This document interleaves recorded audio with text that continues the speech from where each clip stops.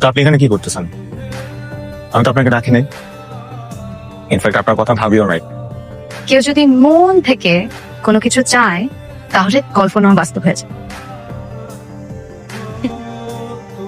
আসসালামু আলাইকুম। ওয়ালাইকুম আসসালাম।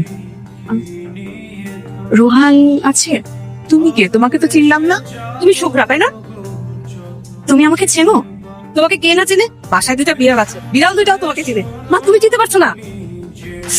শুভ্রাকে চিনতে পারছো? তুমি শুভ্রা? আসো আসো, ভেতরে আসো। জানি না কে শুভ্রা, দেখতে কেমন, কোথায় থাকে, কিচ্ছু জানি না। শুধু জানি একটা মেয়ে আছে যার জন্য আমার ছেলে পাগল হয়ে গেছে। আচ্ছা বলো তো, কি করলা তুমি যে ও এত চেঞ্জ হয়ে গেল? আমরা 27 বছরে ওকে চেঞ্জ করতে পারিনি, আর তুমি এই অল্প কয়েকদিনে চেঞ্জ করে ফেললা। আমি তো শুধু তোমাকে তোমাদের মুখস্থ হয়ে গেছে, কিন্তু একটা তো ঝামেলা হয়ে গেছে। কি ঝামেলা? ভাইয়া তো বাসায় নেই। আসলে কোথায় গেছে আমরা তো জানি না, কিছু বলে যায়নি। দেখলাম ব্যাগপত্র নিয়ে বের হয়ে গেছে, বললো 2-3 দিন পর আসবে। আচ্ছা আজ কয় তারিখ? 10 জুন। আমি জানিও কোথায় আছে।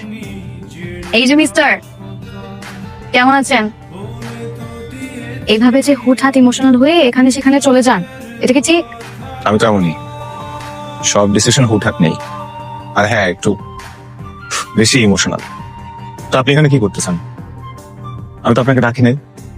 ইনফ্যাক্ট আপনার কথা ভাবিও নাই। কেউ যদি মন থেকে কোনো কিছু চায় তাহলে কল্পনা বাস্তব হয়ে যায়। তবে আপনাকে খুঁজে পেতে কিন্তু আমার অনেক কাঠখড় পোহাতে হয়েছে। আপনি আবার খুঁজে পেলেন কিভাবে? আমার সাথে শহর ছাড়ার সময় ঠিক এই জায়গাটাতে আমি আমার ডায়েরিটা ফেলে গিয়েছিলাম। ডায়েরিতে লেখা আমার সব ইচ্ছে পূরণ হলেও একটা ইচ্ছে পূরণ হয়নি। সেটা হচ্ছে আমার বাবা মায়ের মৃত্যুবার্ষিকীর দিন বাবা মা হারা পথ শিশুদের একবেলা পেট পুরে মন ভরে খাওয়াবো। আমি জানতাম আপনি এখানেই থাকবেন, আর তাছাড়া আপনি তো আমাকে বলেছেন যদি কোনো কিছু আমি মন থেকে চাই তাহলে আপনাকেও আমি ঠিকই খুঁজে পাবো। চাইলাম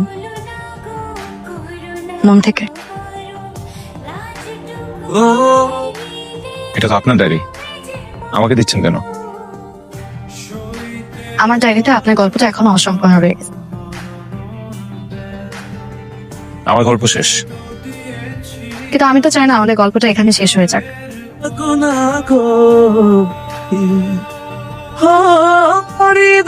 লেখা আছে ছন্দ যত, জেনে রেখো তোমারই।